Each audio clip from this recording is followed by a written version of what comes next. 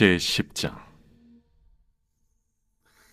내가 또 보니 힘센 다른 천사가 구름을 입고 하늘에서 내려오는데, 그 머리 위에 무지개가 있고 그 얼굴은 해 같고 그 발은 불기둥 같으며, 그 손에는 펴놓인 작은 두루마리를 들고, 그 오른발은 바다를 밟고 왼발은 땅을 밟고, 사자가 부르짖는 것 같이 큰 소리로 외치니, 그가 외칠 때에 7 우레가 그 소리를 내어 말하더라. 7 우레가 말을 할 때에 내가 기록하려고 하다가 곧 들으니, 하늘에서 소리가 나서 말하기를, 7 우레가 말한 것을 인봉하고 기록하지 마라.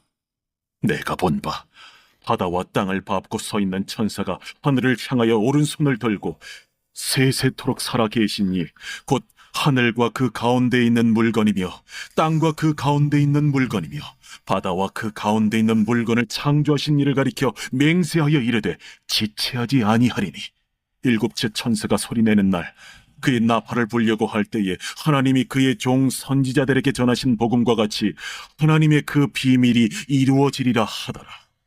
하늘에서 나서 내게 들리던 음성이 또 내게 말하여 이르되, 내가 가서 바다와 땅을 밟고 서 있는 천사의 손에 펴놓인 두루마리를 가지라. 하기로 내가 천사에게 나아가 작은 두루마리를 달라 한즉, 갖다 먹어버리라. 내 배에는 쓰나 내 입에는 꿀같이. 내가 천사의 손에서 작은 두루마리를 갖다 먹어버리니 내 입에는 꿀같이 다나 먹은 후에 내 배에서는 쓰게 되더라.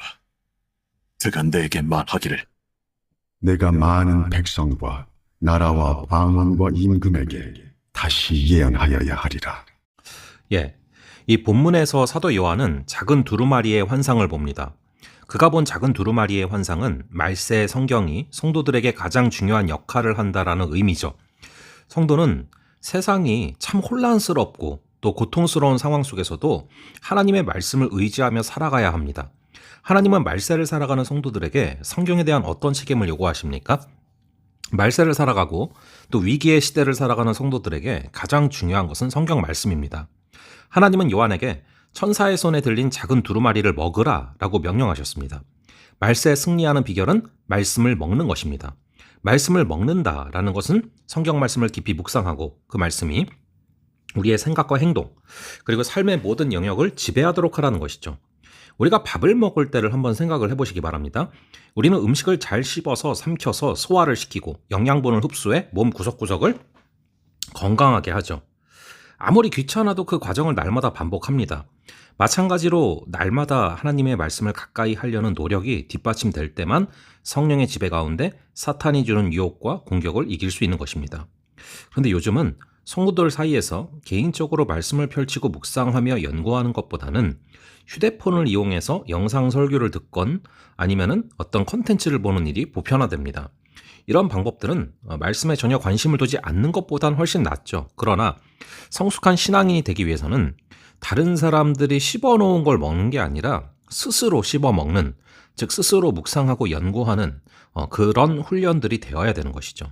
세상에서는 쓰디쓴 고난을 맛본다 할지라도 개인적으로 만나는 하나님의 달콤한 은혜 때문에 우리는 사탄이 주는 시련과 유혹을 능히 이겨낼 수 있는 것입니다. 하나님은 사도 요한에게 여러 백성과 민족과 언어와 왕들에 관해 다시 예언하라 라는 명령을 주십니다. 이 말씀은 앞으로 사람들이 처할 운명을 결정하는 것이기 때문에 예언이라 할 수 있습니다. 우리는 이 예언의 말씀을 세상에 전해야 되는 것이죠. 성도들은 개인적으로 하나님의 말씀을 깨닫고 적용하는 삶을 넘어서 말씀을 세계 모든 백성과 민족에게 외치는 선포자로 살아야 될 책임이 있습니다.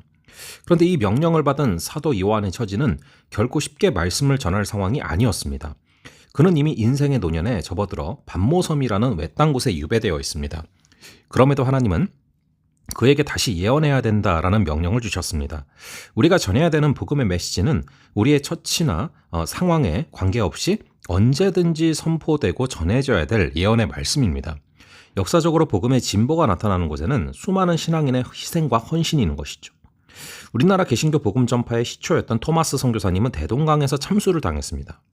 믿음의 선진들은 박해자들의 위협과 공격에 굴하지 않았죠. 복음을 들고 세상으로 나가라는 하나님의 명령에 이제는 우리가 순종해야 될 차례입니다.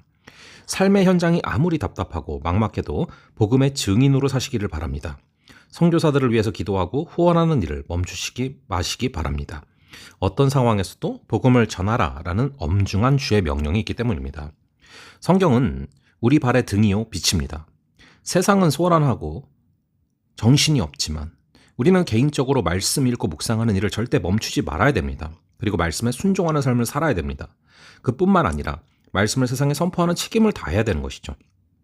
우리의 상황은 버거울 수 있습니다. 하지만 말씀에 순종하는 자를 주께서 지켜주실 줄로 믿습니다. 잠시 기도하겠습니다. 아버지 하나님, 우리가 하수상한 이 세월을 살아가고 정말 정신없는 이 시기를 살아가고 쉽지 않은 고난 가운데 살아가고 있습니다. 이럴 때일수록 더욱더 말씀을 먹게 하시고 또 이 말씀과 일체가 되어 살아갈 수 있는 힘을 주시고 말씀대로 세상에 증거하는 그런 삶을 살아가게 하여 주시옵소서. 주께서 오늘 하루도 붙잡아 주실 줄을 믿사오며 이 모든 말씀을 주 예수 그리스도의 이름으로 기도합니다. 아멘. 그럼 또 다음번에 뵙도록 하겠습니다.